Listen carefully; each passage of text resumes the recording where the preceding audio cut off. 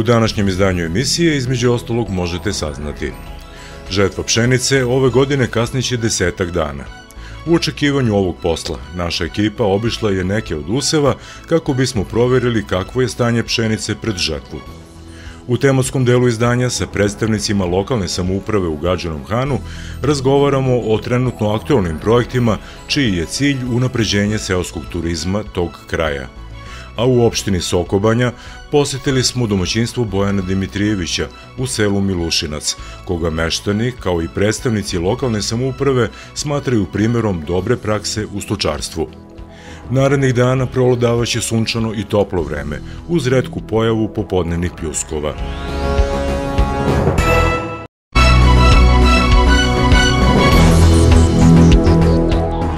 Ministarstvo poljoprivrede poziva sve građane da pošalju svoja saznanja o zloupotrebama subvencija koje se dodeljuju proizvođačima. Povodom najnovih hapšenja u vezi sa zloupotrebama subvencija, Ministarstvo poljoprivrede u saopštenju pozdravlja sve aktivnosti koje sprovodi MUP, a od sudskih organa očekuje da u skladu sa važećim zakonima donese presude. U ministarstvu preciziraju da svaka informacija može biti od izuzetne koristi jer će tako moći da kontroliše i suzbija sve eventualne zloupotrebe, a samim tim i ubrza isplatu subvencija onima koji zaista imaju pravo da ih dobiju, kažu u ministarstvu.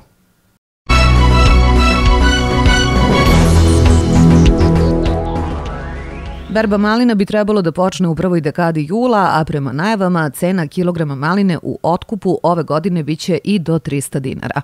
Informacije sa terena govore da hladnjačari i otkupljivači proizvođačima već nude ugovore o otkupu ovogodišnjeg roda po pomenutoj ceni, kažu u Asocijaciji malinara Srbije. Ovo je najviša ponuđena cena u protekle 2 decenije, što je preko 2,5 evra, a do rasta cene došlo je zbog velike potražnje za malinom, na šta je uticao slabiji rod ovog voća u Čileu, odakle određene količine neće stići na evropsko tržište. Očekuje se da će za cenu od 300 dinara otkupljivači insistirati na kvalitetu ploda, a malinari se nadaju dobroj sezoni. Svi se slažu da je potrebna cena koja je stimulativna, koja će da pokriva troškove i sa kojom proizvođači mogu da zarade.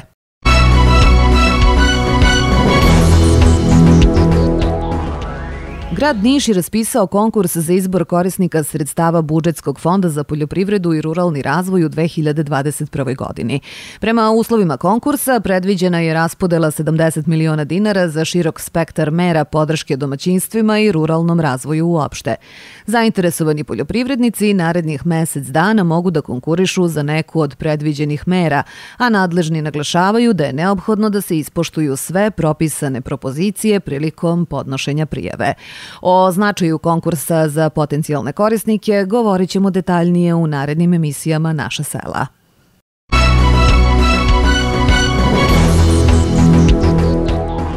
Stanje pšenice u Niškom kraju, kao i u celoj Srbiji, je različito od parcele do parcele, na što su uticali vreme setve, primenjena agrotehnika i vremenski uslovi. Na oglednim parcelama zasijanim pod nadzorom stručnjaka stanje useva je, rekli bismo, najbolje i na njima se očekuju prinosi veći od prosečnih. Dobar domaćin, inače odličan stočar, Srba Trifunović iz moravskog sela Lužane, pšenicu je zasejao uz za nadzor stručnjaka poljoprivredno-stručne i savjetodavne službe u Nišu. Ja sam prezadovoljan ovim ogledom jer ja sam učestvovao kompletno u njemu od samog početka, znači od pripreme zemljišta, setve, sve je to bilo u nekim lošim uslovima, znači prilikom setve, prilikom pripreme zemljišta, tu je bila redukovana obrada tanjiračom, bilo je suša, nije bilo kiše, početkom novembra zasejali smo to, ogled smo uradili, setvu u suvoj zemlji, tek krajem novembra su počele kiše, pšenica je nikla polovinom decembra i to nicanje je bilo loše, nisam bio zadovoljan nicanjem zato što je deo semena se upropastio, došli su posle te jaki februarski mrazevi kad je najmanje 30% izmrzla. Šta očekuješ? Koje prinose? Pa to su sve sorte, mogu da pohvalim, nema bolesti, nije polego, usev nije polego, znači očekujem visoke prinose, znači od 5-6 tona pa najviše. Po hektaru? Po hektaru, da.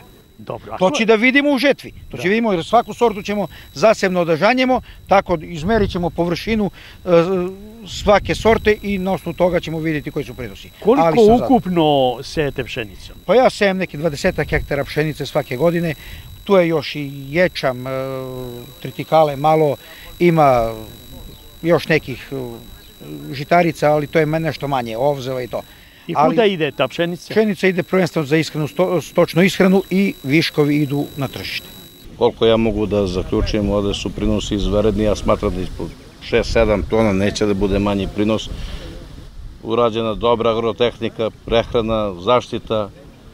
Što se tiče toga, prinosi treba, da nisu bili ti neki prolesti mali mrazevi, smatram da bi još bolji prinos sigurno bio sa oštećenje, kao što kažu, da malo i malo neko promrzavanje.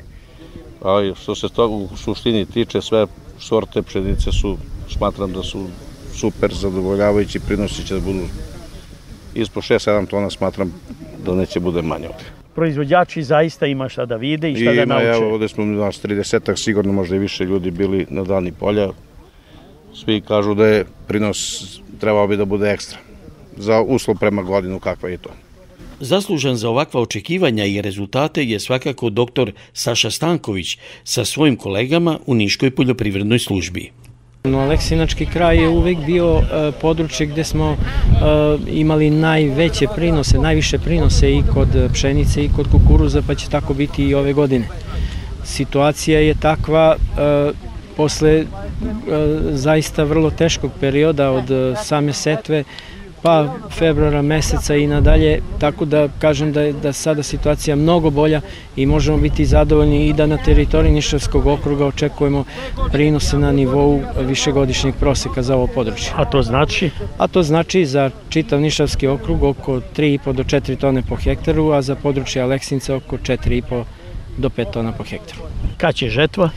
Žetva se očekuje za nekih 20 dana, kod ječma, kod pšenice malo kasnije. Posle 10 dana od žetve ječma, znači negde sredinom jula. Jesmo li spremni za žetvu? Spremamo se, u toku su pripreme, spremaju se. I stručnjaci i poljoprivrednici? I stručnjaci spremaju, da. Imamo li dovoljno mehanizacije za žetvu? U ovom području ima sasvim dovoljno kombajna da odrade žetvu. Proizvođači se usavršavaju po pitanju mehanizacije i po pitanju svih agrotehničkih mera koje sprovode i prinos je u zadnjih 10 godina ovde podignut na značajni nivo. Žetva pšenice počeće za 10 dana, dok će prvi snopovi ječma pasti za 2-3 dana. Kombajneri su spremni za veliki posao.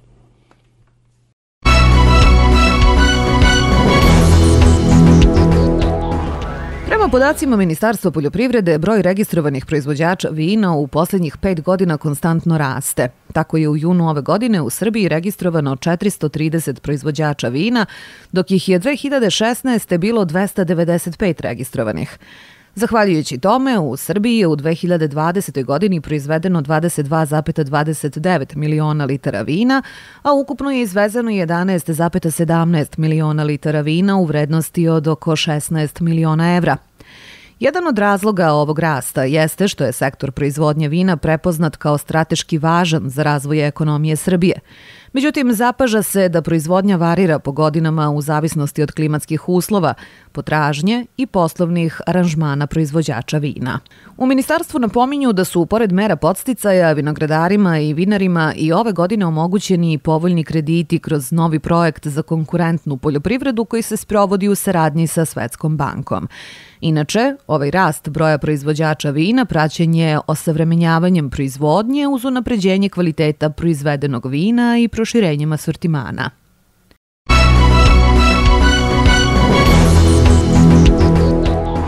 Prema statističkim podacima, u posljednjih nekoliko godina sve je više mladih poljoprivrednika koji odlučuju da ostanu na selu i da se bave poljoprivredom.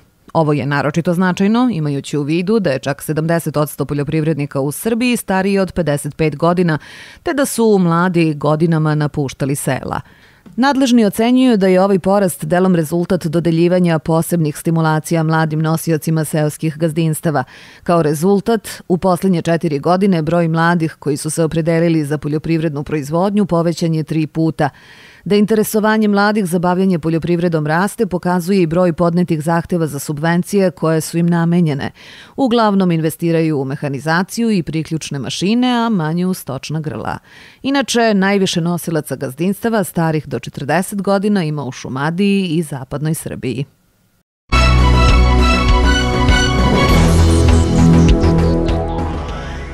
Gadžin Han spada u nerazvijene opštine u Srbiji sa 34 sela koja teritorijalno pripadaju ovoj opštini, a pre svega sa ogromnim prirodnim bogatstvom koje čine netaknuta priroda. Opština poslednjih godina čini mnogo na razvoju seoskog, ali i turizma uopšte.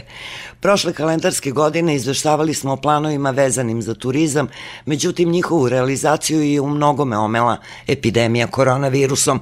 Ove kalendarske godine čini se da snovi polako postaju stvarnost. Za nekih mesec dana počeće izgradnja bazena u Donjem Dušniku, a od pratećih objekata tu će biti etno restoran i bungalovi za goste. U pitanju je projekat prekogranične saradnje sa Republikom Bugarskom, što finansira Evropska unija.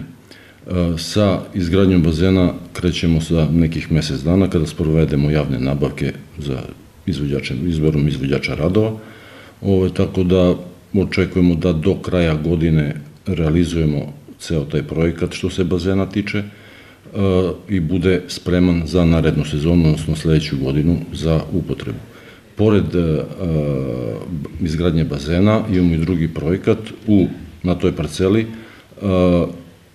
izgradnja etno restorana i bungalova za smeštaj turista koji budu dolazili kao posetioci našeg kraja. Taj projekat ćemo da radimo u dve faze, iz dva dela. Jedan deo ćemo da radimo ove godine, nećemo imati vremena da realizujemo do kraja radove u ovoj godini, tako da će prva faza grubih radova biti odrađena u ovoj godini, a nastavit ćemo se radovima sledećih godina, odnosno 2022. I završit ćemo ga u sledećoj godini. Osim bazena, etno restorana i bungalova, takođe smo potpisali ugovor rekonstrukcije i adaptacije škole u Gornjem Dušniku, koja, nažalost, zadnjih 30 godina nema đaka. I sa tom rekonstrukcijom i adaptacijom mi ćemo da promenimo namenu tog objekta za smeštaj studenta, učenika, planinara, svih onih koji su zainteresovani i koji budu dolazili na teritoriji naše opštine, a hoće neko vreme da provedu tu. Koliki je to smeštajni kapacitet? To je smeštajni kapacitet negde oko 25 leževa. I ko finansira te radove? Radove finansiramo mi sa 15% iz našeg budžeta, ostatak finansira Republika, odnosno Ministarstvo energetike. Vrednost projekta izgradnje bazena je oko 400.000 evra, a u izgradnju etno restorana i 5 bungalova biće uloženo 7,5 miliona dinara. Ova ulaganja se mogu u kratkom vremenskom periodu isplatiti, jer je Donji Dušnik već imao bazen koji je 70. godina prošlog veka bio izuzetno atraktivan za posetioce. Ove projekte, čija je realizacija u toku, paralelno prate i aktivnosti turističke organizacije Gadžin Han u cilju promocije prirodnih potencijala, istorijsko-kulturne baštine i tradicije. U toku izrada projekta uređenja staza zdravlja, uređenja biciklističkih staza, kao i uređenje jednog plac kampa u Donjem Dušniku koje bi bilo namenjeno svim ljubiteljima prirode i planinarima koji ili borave ovde ili trenutno planiraju jedan od uspona ili na vrh Mosor, Sokolov kamen, Trem, Liticu, svejedno. U pitanju su najatraktivniji vrhovi u Srbiji, naročito Trem koji je najposećeniji i dalje u Srbiji najposećeniji vrh koga hiljade planinara godišnje poseti. Recimo sad samo za zimski uspon na Tremu u februaru smo imali negde oko 1150 ljudi, što je ovako po meni u Srbiji jedan od najposećenijih uspona. Za ljubitelje planinarenja dobra vest je da je počela izrada planinarskih putokaza i informativnih tabli, koje će biti postavljene na najatraktivnijim lokacijama i istorijskim lokalitetima. U toku je i rekonstrukcija rodne kuće legendarnog oka Sokolovog. Što se tiče tog drugog dela naših potencijala, u pitanju je kulturno-istorijsko nasleđe, sigurno je najznačajnije, pored crkava, pored drugih nekih iskopina, najznačajniji je sigurno Dragutin Matić, on je najpoznatiji ratni izviđač u Prvom balkanskom, Drugom balkanskom i Prvom svetskom ratu. Dragutin Matić je inače poznat kao, možda ga tako ovde ljudi više znaju po tim imenom, Oko Sokolovo. U pitanju je, rekli ste, projekat u pitanju je adaptacija kuće u selu Kaletinac, njegovom rodnom selu, koja se radi u onom autentičnom stilu, znači da bi se praktično, da bi ljudi videli kakve praktično je bila ta gradnja sredinom prošlog veka. Vrednost ugovora je 5,5 miliona dinara, radi nekoliko ljudi na njoj i po nekim našim procenama već krajem leta biće u onom stanju kada već mogu i da je posete turisti. A put do sela je u potpunosti asfaltiran i spreman je za kombije, minibuseve i putnička vozila.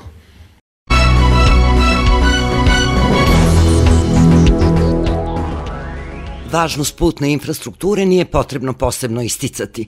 U opštini Gadžin Han su svesni da njihov razvoj zavisi od dobrih puteva. Prošle godine su urađeni neki atarski putevi, ove godine se sređuju opštinski, koji povezuju opštinu sa okolnim selima.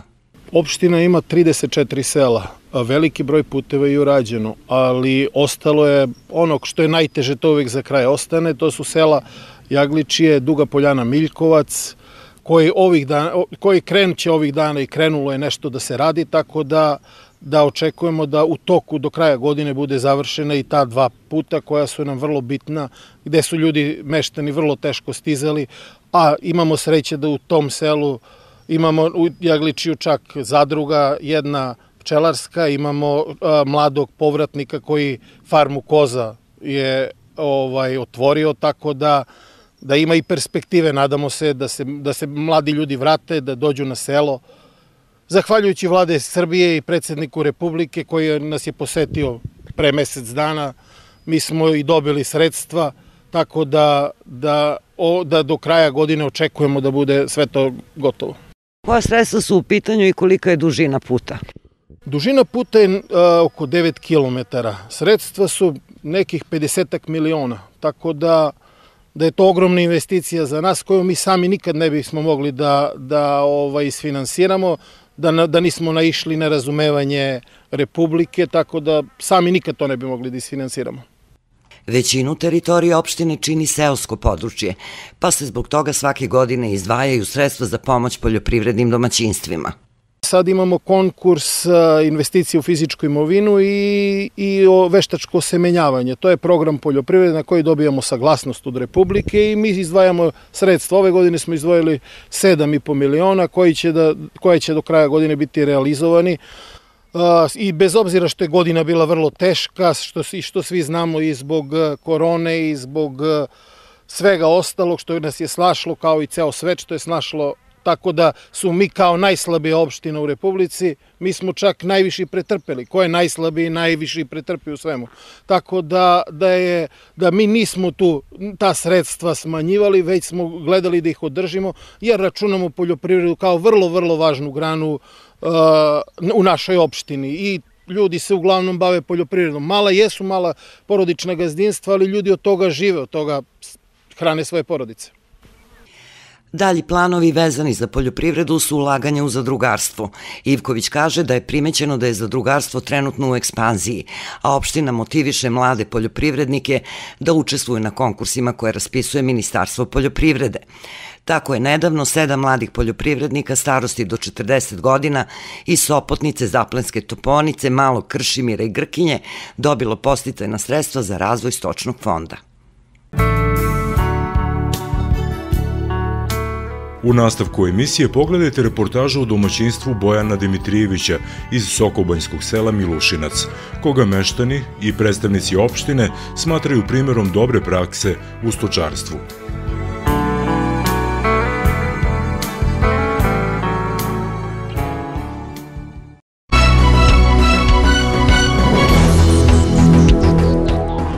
Mnoga sokobanjska sela neguju tradiciju svojih predaka. Kroz folklor, pesmu i igru mladi ožive selo u letnjem periodu. Tako je i u selu Milušinac. Ipak, ovo selo karakteriše dobra poljoprivredna proizvodnja, u čemu prednjači Bojan Dimitrijević, sa grlima krava, ovaca i svinja. Za uspeh je potrebno mnogo rada, reče nam Bojan prilikom kratkog susreta. Imate traktore, imate priključne mašine? Pa ovako, sve to ne ide na vodu nego na gorivo. Sve to treba neko da to tera. Treba neko da sedne za traktorom? Da vozi, a jedan čovjek ne može sam. Nego sva sreća, nas je malo više koji vozimo, pa jedan jedno, drugi drugovi. Završava se. Koliko obrađujete zemlje? Pa imamo naših 20 hektara i imamo još 10 hektara u zakupu. I šta je na tom pa imamo oko 8 hektara ima postrna žita i oko 8 hektara ima kukuruz, 2 hektara ima višnje i ostalo su detovine i livade. Ajmo redom. Kakve su višnje? Višnje su ove godine malo lošije nego prošle, jer loše vreme je bilo, nisu se lepo oprašile.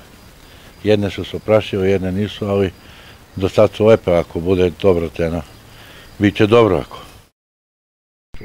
Može li od svega ovoga da se živi? Pa teško samo od toga da se živi, jer cene su mleka niske, stoke su isto cene niske, velika su ulaganja.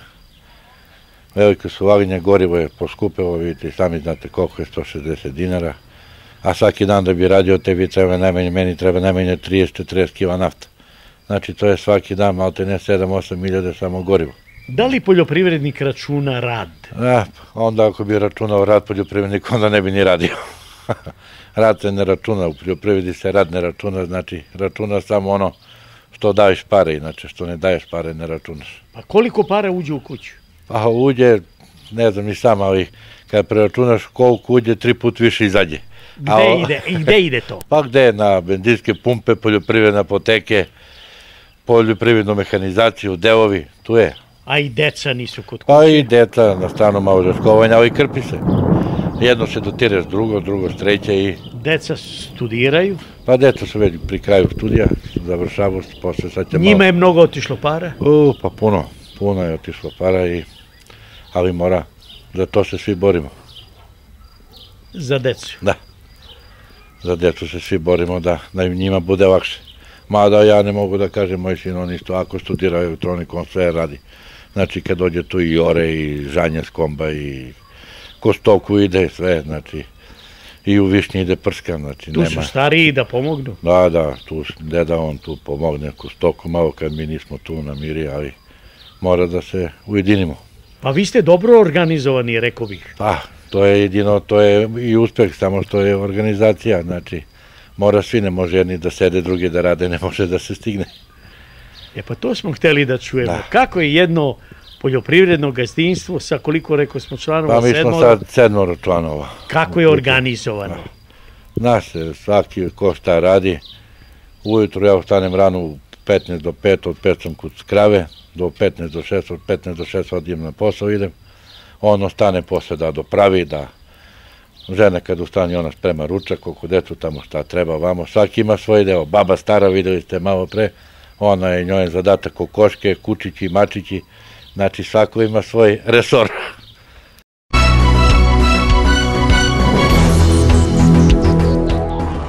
Čuvarkuća je biljka poznata od davnina i u narodu je mnogostruko korišćena. To je višegodišnja biljka koja raste od 10 do 60 cm visine. Listovi čuvarkuće su složeni i sočni. Zahvalna je za gajanje jer ne traži zalivanje ukoliko se gaji u dvorišnim uslovima.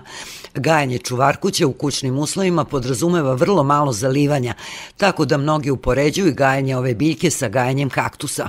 Čuvarkuća cveta u periodu od oktobra do novembra i tada se sakupljaju njeni listovi kako za čajeve, tako i za druge preparate. Sadrži biljnu sluz, masno ulje i tanin. U narodnoj medicini se dosta koristi jer je poznata po antiupalnim i diuretičkim svojstvima. Najčešće se primenjuju u obliku čajeva, tinktura, masti, obloga, kao i u obliku soka. Sveže isceđen sok iz listova čuvarkuće leči opekotine, kurje oko, bradavice, herpes, kao i ispucalu kožu. U narodu se čuvarkuća od davnina koristi kao lek za bol u uhu, za oštećenje bubne opne, kao i za gubitak sluha. Generalno smanjuje bol u uhu. Kako bi njome ublažili tegobe u uhu, dovoljno je istisnuti nekoliko kapi soka iz lista čuvarkuće, potom malo odležati, a onda nakon nekoliko minuta pustiti da sok iscuri iz uha.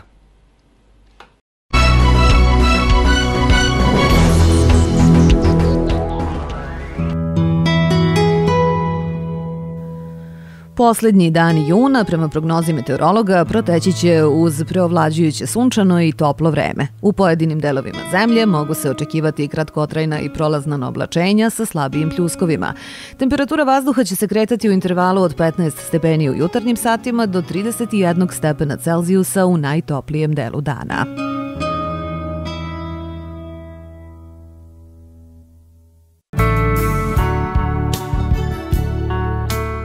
Bilo je to sve što smo vam pripremili za danas.